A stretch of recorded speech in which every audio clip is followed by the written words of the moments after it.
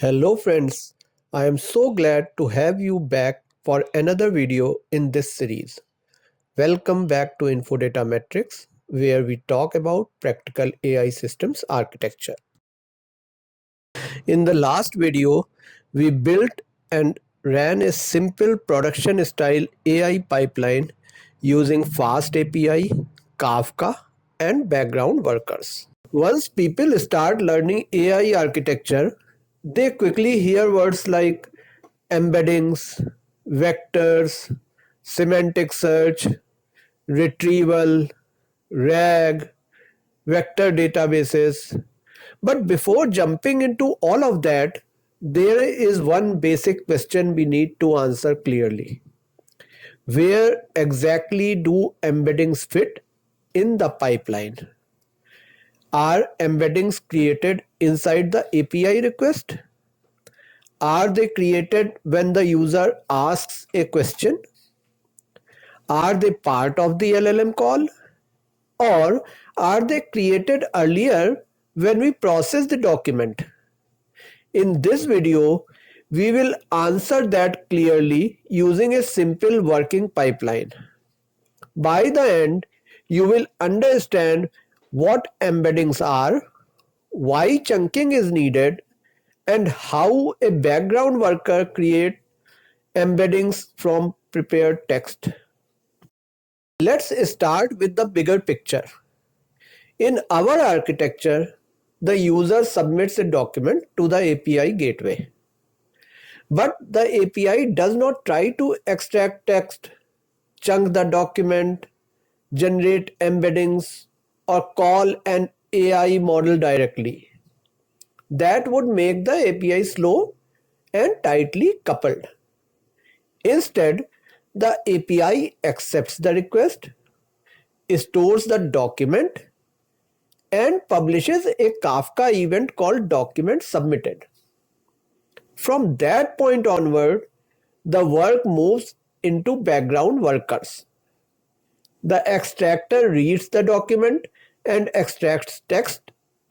The chunker splits the extracted text into smaller pieces. The embedder takes those chunks and converts each chunk into a numeric vector. So embeddings are not the starting point. They come after text extraction and chunking. And that order is very important. Now, let me try to explain embeddings in simple language. An embedding is a numerical representation of text. That may sound complicated, but the idea is simple. Computers are very good at comparing numbers, but natural language is messy. Two sentences may use different words, but still they mean the same. For example, Kafka helps separate services and Kafka decouples pipeline stages. Here the words are different, but their meaning is similar. Embeddings help the system represent that meaning as numbers. Once text becomes a vector, the system can compare one piece of text with another based on meaning, not just exact words. That is why embeddings are so important in modern AI systems. They turn text into something the system can compare mathematically. Here is the important part. In real document-based AI systems, we usually do not create one embedding for the entire document. You may ask why. Because a large document can contain many different ideas. One paragraph may talk about Kafka, another paragraph may talk about embeddings, another paragraph may talk about vector databases. If we convert the entire document into one single vector, the meaning becomes too broad. The system loses precision. That is why we first split the text into smaller chunks. Each chunk becomes a smaller unit of meaning. Then each chunk gets its own embedding. So, chunking answers this question: what piece of text should be embedded? And embeddings answer this question: how do we convert that piece of text into a vector? This is why chunking and embeddings usually go together. Now, let's connect this concept to our code.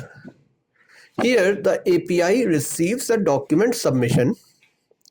The request contains the user ID, file name, and content. But notice the API does not generate embeddings.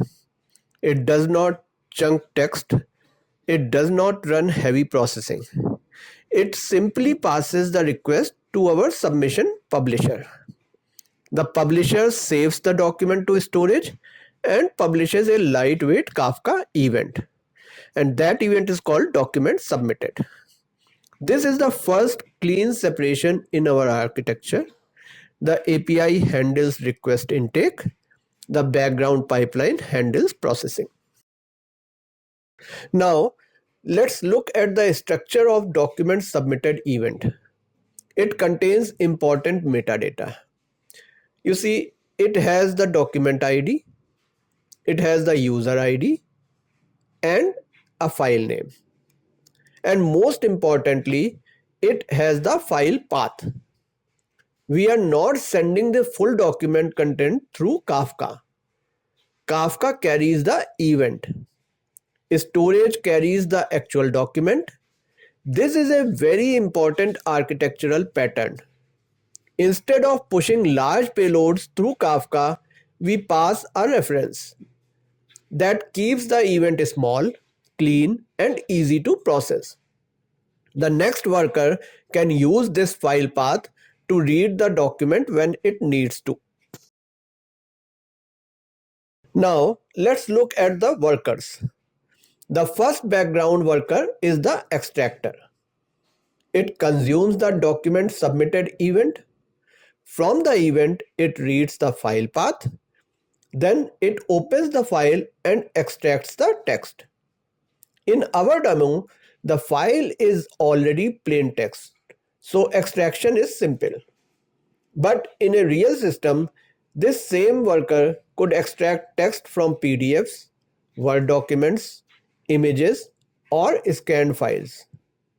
After extracting text, the worker saves the extracted text into storage. Then it publishes another event, text extracted. Again, the event does not carry the full extracted text. It carries a path to the extracted text. So now the pipeline has moved from raw document to clean extracted text. Now comes the chunker worker.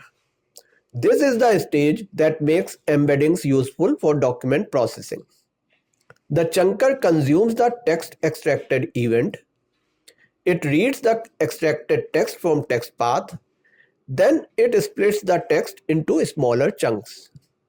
In our code, we are using a simple character-based chunking approach. We define a chunk size and an overlap. The overlap helps preserve some context between chunks.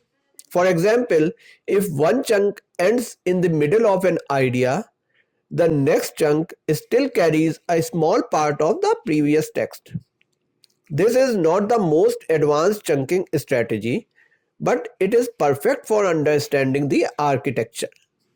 The chunker then saves all chunks into a JSON file and publishes chunks created event.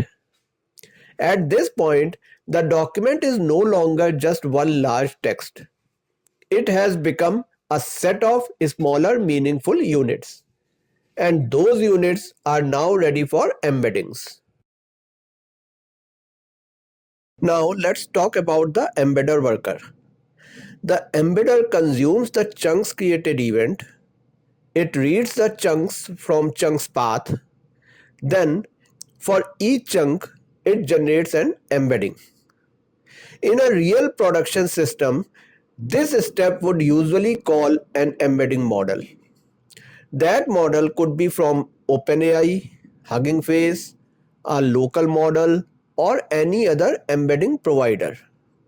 But in this demo, we are using a fake deterministic embedding function. Why?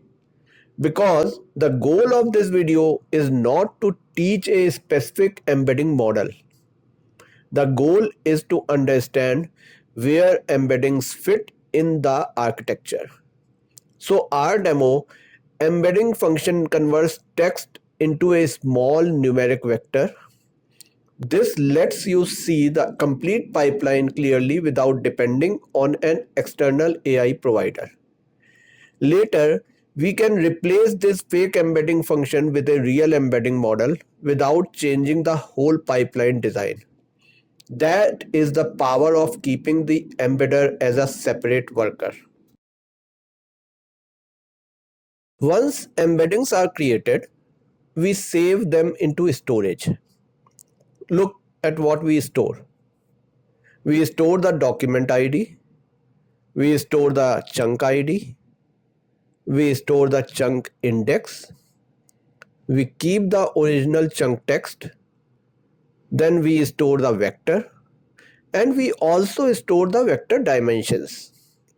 This output is very important because an embedding by itself is just a list of numbers. But in a real system, we need more than the vector. We need metadata. We need to know which document this vector came from. We need to know which chunk it belongs to. And we need to keep enough information so that later the system can connect the vector back to the original text. So this stage is not just about creating numbers. It is about preparing searchable, traceable, meaningful data for the next stage of the AI pipeline. If you noticed, along the way, each worker also publishes a status update. This is very useful for observability. The notifier worker listens to these status events and prints clear pipeline progress. So instead of guessing what happened, we can see the document moving through the system. First, the extractor completes, then the chunker completes, and then the embedder completes. Each event carries the same correlation ID, so we can trace the full journey of one document across multiple workers. This is a small demo feature, but it represents a very important production idea. In real systems, this same pattern can support logs, dashboards, audit trails, monitoring, and debugging. So, what did we achieve in this video? The key takeaway is this. In a real AI pipeline, embeddings make the most sense after text extraction and chunking. Chunking decides what unit of text should be represented. Embeddings convert that unit into a vector, and together they prepare your content for intelligent retrieval later. In this video, we focused only on the ingestion side of the pipeline. We did not build retrieval yet. We did not generate grounded answers yet. That comes next. In the next video, we will take the embeddings we created and move one step further. We will see how stored vectors can be used to find relevant content when a user asks a question.